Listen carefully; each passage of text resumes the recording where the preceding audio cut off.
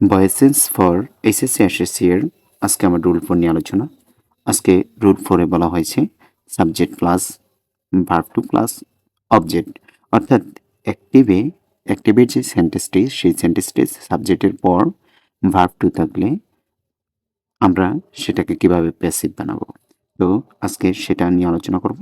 দেখুন, প্যাসিভের স্ট্রাকচার হচ্ছে অ্যাক্টিভ ভয়েসের অবজেক্টটি প্যাসিভ ভয়েসের হবে সাবজেক্ট, অ্যাক্টিভ ভয়েসের অবজেক্টিভ প্যাসিভ ভয়েসের সাবজেক্ট হবে। যখন ভার্ব টু থাকবে তখন এক্সট্রা একটি ওয়াজ বা ওয়ার নিতে হবে।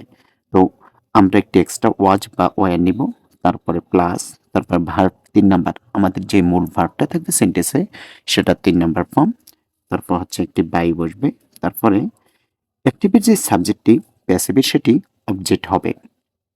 আমরা কার্যক্রম শুরু করি। দেখুন, এখানে আমি একটি এক্সাম্পল নিয়েছি, হি প্লেইড ক্রিকেট। এখানে হি হচ্ছে সাবজেক্ট আর ক্রিকেট হচ্ছে অবজেক্ট।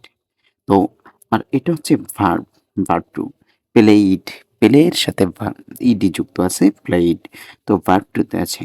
এখন আমরা অবজেক্টটাকে সাবজেক্ট বানাবো, কারণ আমাদের অ্যাক্টিভের অবজেক্ট প্যাসিভের হবে সাবজেক্ট। তো আমরা ক্রিকেটটাকে সাবজেক্ট বানিয়ে দিলাম ক্রিকেট। এখন ক্রিকেট অবজেক্টটাকে সাবজেক্ট বানালাম। এখন আমাকে ওয়াজ বা ওয়্যার নিতে হবে, হয় ওয়াজ না হয় ওয়্যার। এখন মনে রাখবে, উম, যদি কোনো নাম থাকে, কোনো নামের সাথে ওয়াজ বসে, তাহলে আমরা এখানে ওয়াজ বসাবো।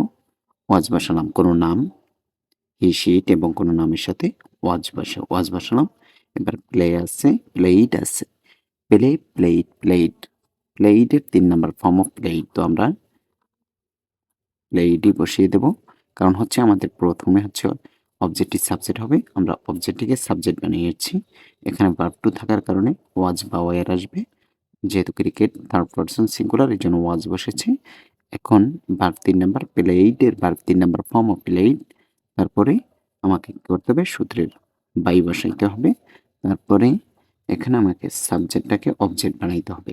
এর সাবজেক্ট হচ্ছে হি, হি এর অবজেক্টিভ ফর্ম হচ্ছে হি, হিজ, হিম। পরটা দেখুন, এখানে হি এর অবজেক্টিভ ফর্ম হিম হয়ে গেছে। পরেরটি দেখুন, দে হেল্পড মি, মি হচ্ছে অবজেক্ট আর এটা হচ্ছে সাবজেক্ট। তো আমরা মিটাকে সাবজেক্ট বানাবো, তাহলে এখানে আসতেছে মি এর সাবজেক্টিভ ফর্ম হচ্ছে আই, মাই, মি, অর্থাৎ আই। এবার আমাদেরকে ওয়াজ বা ওয়্যার নিতে হবে। এর সাথে সবসময় ওয়াজ বসে, ওয়াজ বসবে, এর সাথে ওয়াজ বসবে। হি, শি, ইট, আই এবং থার্ড পারসন সিঙ্গুলার কোনো নাম থাকলে ওয়াজ বসবে। এবার হচ্ছে 3 নাম্বার ফর্ম। 3 নাম্বার ফর্ম হচ্ছে হেল্প, হেল্পের 3 নাম্বার ফর্ম হচ্ছে হেল্পড, হেল্প। তারপরে হচ্ছে সূত্রের বাই বসবে। এবার subject objective form they, their, them.